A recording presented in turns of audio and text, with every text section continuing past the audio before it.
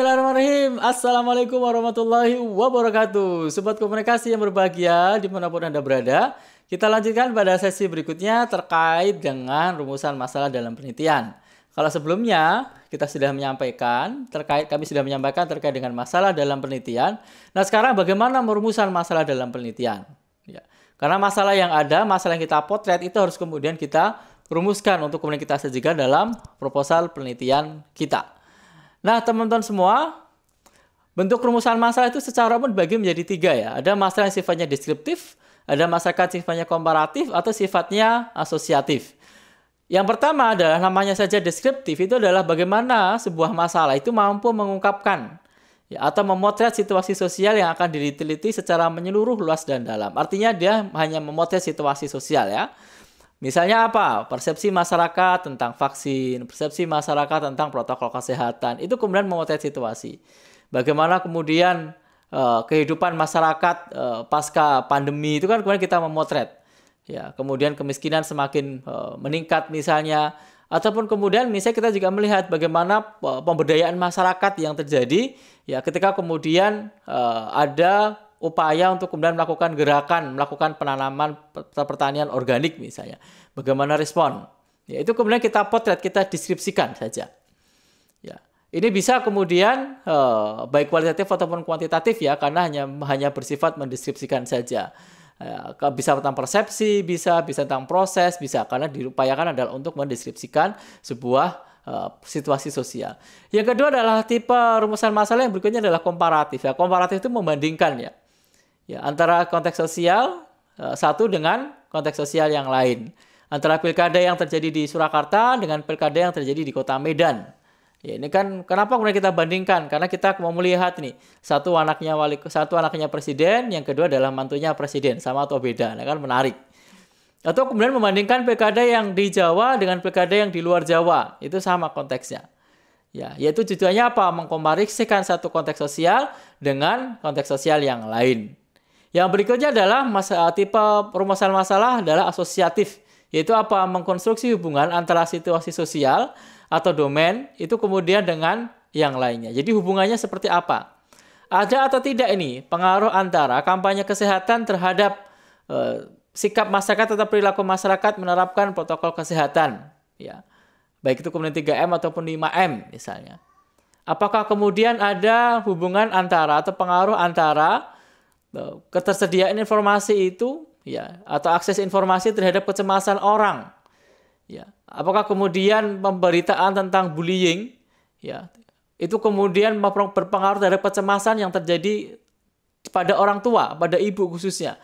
Nah, ini adalah bagaimana hubungan antara situasi sosial itu dengan atau domain satu dengan domain yang lainnya, karena dua hal yang berbeda. Apakah ada ini pengaruh antara motivasi dengan prestasi belajar? Nah, itu kemudian mencoba melihat itu ya yang terjadi di dalam sebuah situasi sosial yang ada. Jadi ada 3 ya.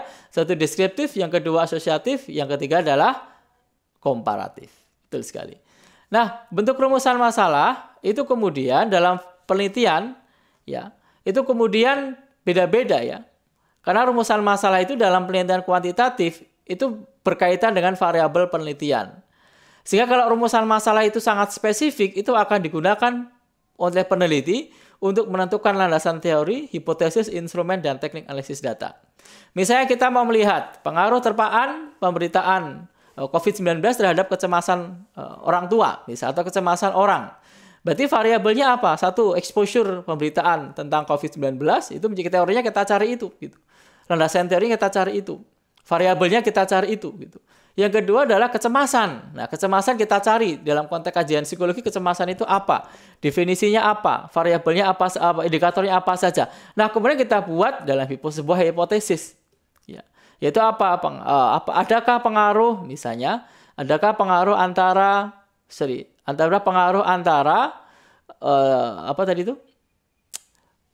exposure pemberitaan COVID-19 terhadap apa gitu. Ya, terhadap kecemasan gitu misalnya. Adakah hubungan adakah hubungan antara kampanye protokol kesehatan dengan perilaku masyarakat untuk hidup sehat atau hidup bersih misalnya. Nah, itu kemudian kita buat hipotesis Ya, hipotesis nolnya adalah tidak ada ya, tidak ada pengaruh atau tidak ada hubungan, itu hipotesis nolnya. Nah, kemudian kita buat untuk instrumen soalnya.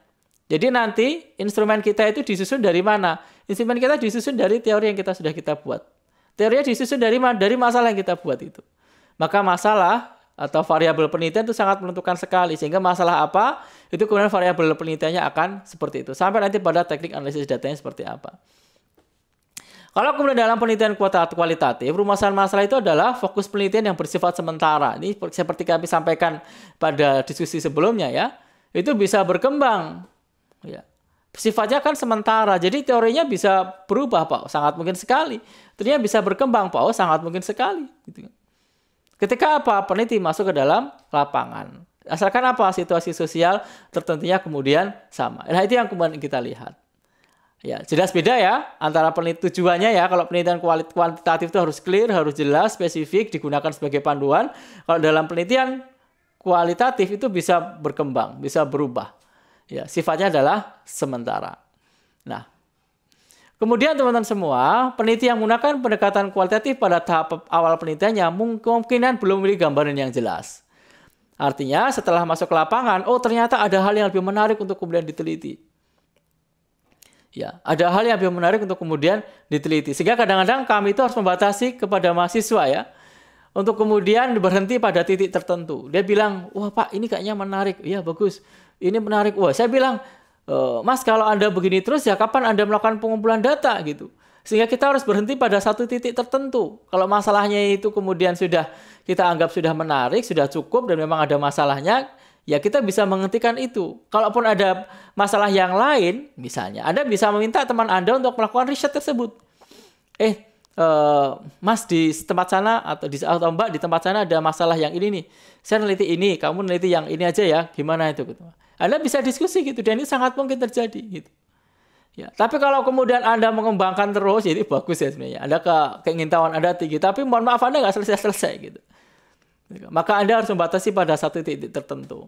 Nah, kalau dalam perspektif Lincoln sama Guba itu disebut sebagai emergent design, yaitu proses berkembang terus, mengembangkan fokus penelitian sambil melakukan pengumpulan data gitu.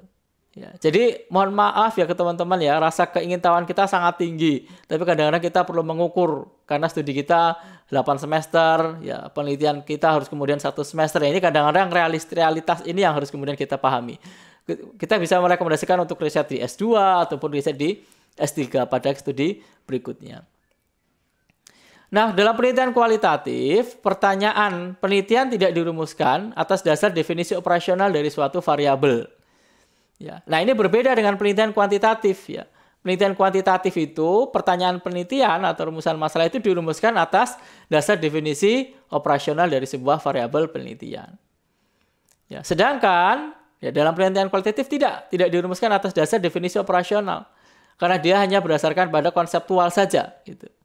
Ya, sehingga salah satu hal yang paling signifikan untuk dipahami, dalam penelitian kualitatif tidak ada definisi operasional, yang ada definisi konseptual. Sedangkan dalam penelitian kuantitatif itu harus ada definisi konseptual dan definisi operasional. Kenapa ini muncul? Karena pertanyaan penelitian kualitatif dirumuskan dengan maksud apa? Memahami gejala yang kompleks.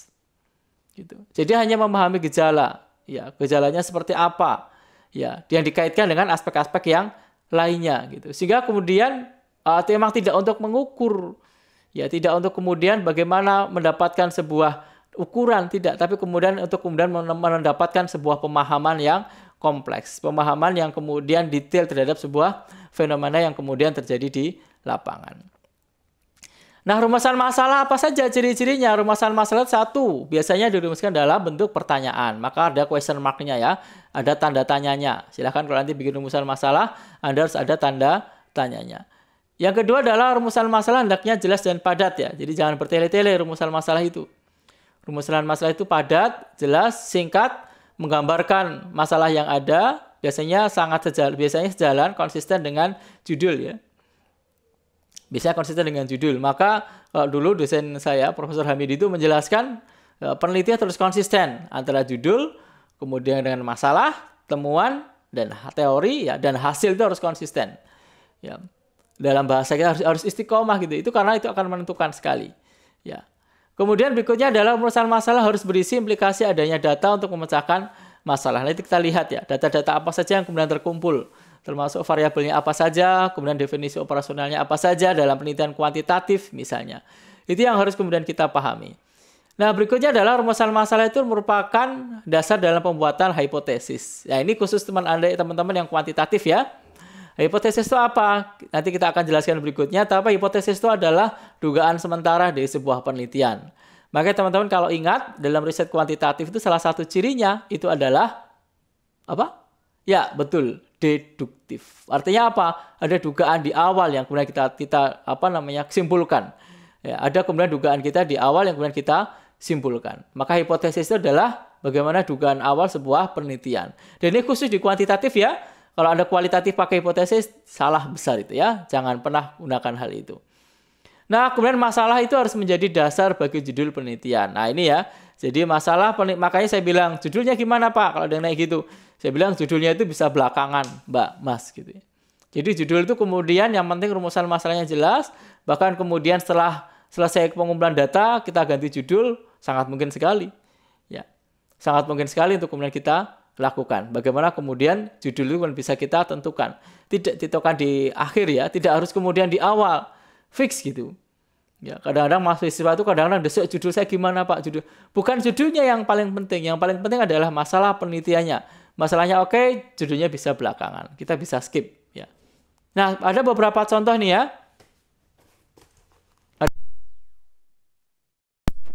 Ada beberapa contoh nih.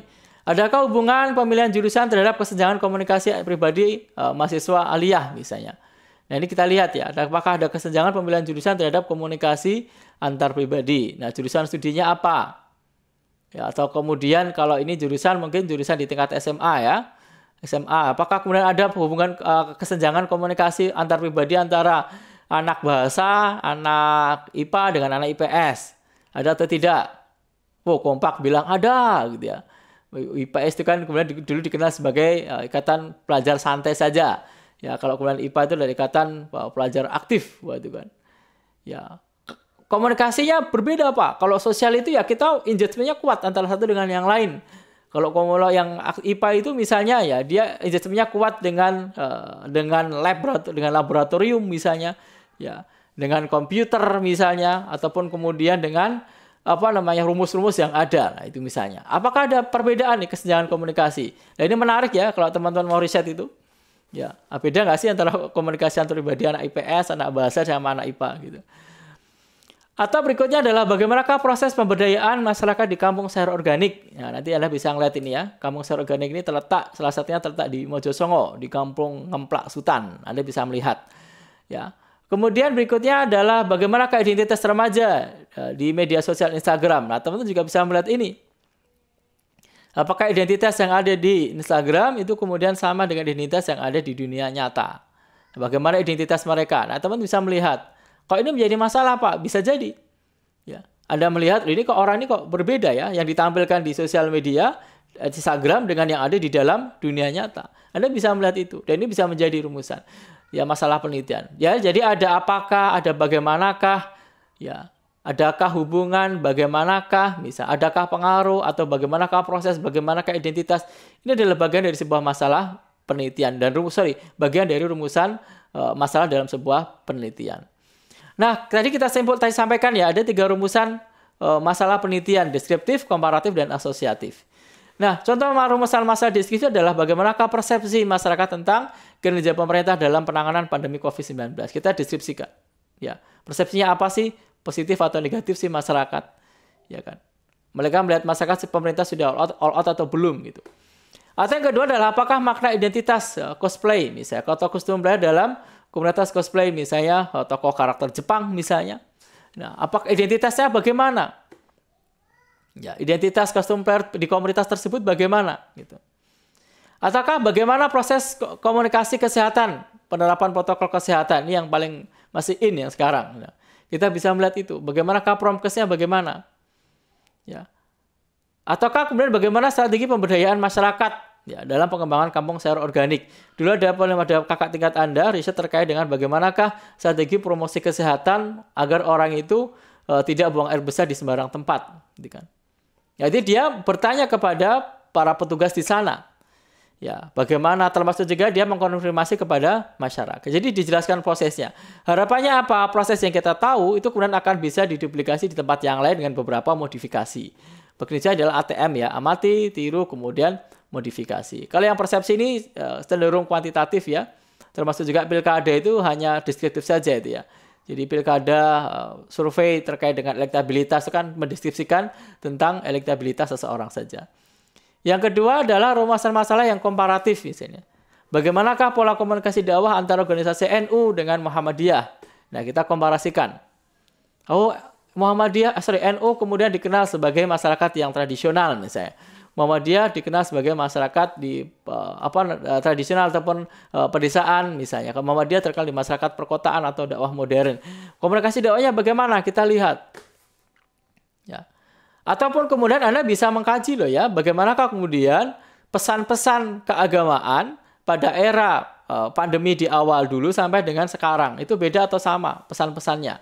Wah, kalau dulu di awal-awal ketika kemudian ada pandemi, apa kemudian pesan-pesan dakwah yang kemudian disampaikan oleh para khatib atau para mubalik gitu. Nah, sekarang bagaimana? Nah, itu Anda bisa melakukan komparasi. Hanya memang dokumentasinya perlu kuat ya. Yang berikutnya adalah apakah kehidupan anak-anak yang ibunya jadi WTS di Sarkem itu kemudian sama dengan ibunya jadi WTS di Doli gitu. Nah, ini kita komparasikan. Sama atau beda? Ya nggak tahu ya. Silakan Anda bisa melakukan riset di sana. Ya. Kita mau melihat di sana gitu. Apakah ada perbedaan komunikasi antara mahasiswa yang ada di Solo dengan mahasiswa yang ada di Malang atau mahasiswa yang ada di Jogja misalnya? Kita lihat ya bagaimana kemudian konteks yang ada di sana. Atau yang paling menarik kalau di kita misalnya ya konteks komunikasi interpersonal adalah mahasiswa yang asing. Mahasiswa asing kan ada beberapa mahasiswa asing kita ya dari Timur Tengah ada, dari beberapa negara di Afrika ada. Anda mau lihat sama atau beda misalnya. Bagaimana kemudian komunikasi antar pribadi mereka. Anda bisa kaji itu, dikomparasikan. Nah, yang terakhir adalah rumusan masalah yang sifatnya asosiatif. Ya. Itu misalnya apa? Adakah pengaruh ya, terpaan pemberitaan COVID terhadap kecemasan ibu rumah tangga di Kelurahan Jebres. Jadi ada pengaruh nggak terpaan pemberitaan COVID itu? Berikutnya adalah adakah pengaruh komunikasi suami istri terhadap kepribadian anak? Ya, apakah kemudian relasi antara pasangan, suami dengan istri, itu kan berpengaruh terhadap kepribadian anak? Jawabannya berpengaruh, Pak. Ya, ada dua kemungkinan. Bisa berpengaruh, bisa tidak. Anda bisa pilih. Ya, tergantung nanti data-data Anda apa. Itu yang kemudian akan kemudian menjadi jawaban Anda. Apakah jawabannya berpengaruh atau jawabannya adalah tidak. Yang terakhir adalah ada hubungan antara motivasi dengan prestasi sekolah. Misalnya ini ya. Apakah kemudian motivasi yang ada di dalam diri seorang itu kemudian berpengaruh terhadap prestasi. Oh, ternyata variabel prestasi sekolah itu mohon maaf tempuhannya tidak hanya motivasi Pak. Tapi juga kemampuan ekonomi itu juga menjadi salah satu variabel dalam konteks prestasi sekolah. Ya. Ataupun kemudian motivasi itu kemudian juga bisa berpengaruh, tapi ternyata ada faktor yang lain yang kemudian juga berpengaruh. Atau ada hubungan yang lain, bukan hanya motivasi, tapi juga komunikasi antara ayah dengan ibunya, komunikasi siswa dengan gurunya, ataupun kemudian juga hubungan dari variabel berkaitan dengan status ekonomi seseorang. Itu kemudian akan berpengaruh atau tidak, atau berhubungan atau tidak. Nah, teman-teman semuanya, ini ya kemudian bagian dari rumusan masalah yang ada di dalam sebuah penelitian. Nah, terakhir ini teman-teman bisa ngelihat ya beberapa judul penelitian. Ya, bisa kita lihat ya. Satu misalnya judul adalah pengaruh CSR terhadap kinerja perusahaan. Ya, jadi pengaruh CSR terhadap kinerja perusahaan di PT PLN UP3 Bau-Bau misalnya. Ini kuantitatif ya, karena jadi judulnya pengaruh ya. Variabelnya apa? Yaitu ada CSR ya, kemudian dengan kinerja perusahaan. Yang kedua adalah strategi komunikasi dalam melakukan bisnis recovery antara agensi PR dengan startup digital. Kita bisa melihat itu. Ini berarti penelitian adalah kualitatif karena mau mendeskripsikan ya strategi komunikasi. Yang berikutnya adalah interaksi organik pada komunikasi pemasaran digital yang memicu word of mouth. Ini judul-judul yang bisa Anda kaji. Atau yang sekarang lagi ramai adalah analisis resepsi audiens terhadap kasus Meliana di media online. Ini bisa Anda kaji. Ya, ini adalah judul-judul ya. Kalau analisis resepsi berarti dia menggunakan analisisnya adalah analisis resepsi. Ya, kalau kemudian dia menggunakan pengaruh ya berarti dia menggunakan kuantitatif dan data-datanya statistik. Nah, kalau kemudian dia menggunakan interaksi organik minimal pada pemasaran digital, minimal dia menggunakan teori interaksi organik dengan pemasaran digital. Kalau dia menggunakan strategi komunikasi, ya maka teori yang dipakai adalah strategi komunikasi. Ya, konteksnya apa? Ya nanti modelnya pasti dia interview, ya, dia kemudian melakukan observasi karena berkaitan dengan relasi ya antara agensi PR dengan startup digital. Jadi dia melakukan observasi dan juga data-data di dokumentasi. Sekian teman-teman pada sesi kedua kali ini ya untuk kemudian berkaitan dengan rumusan masalah dalam sebuah penelitian ya. Selamat belajar, selamat beraktivitas dan semoga selalu menjadi yang terdepan dalam menyebarkan pesan-pesan kebaikan. Sekian. Nasr minallahi wa qarib. Wassalamualaikum warahmatullahi wabarakatuh.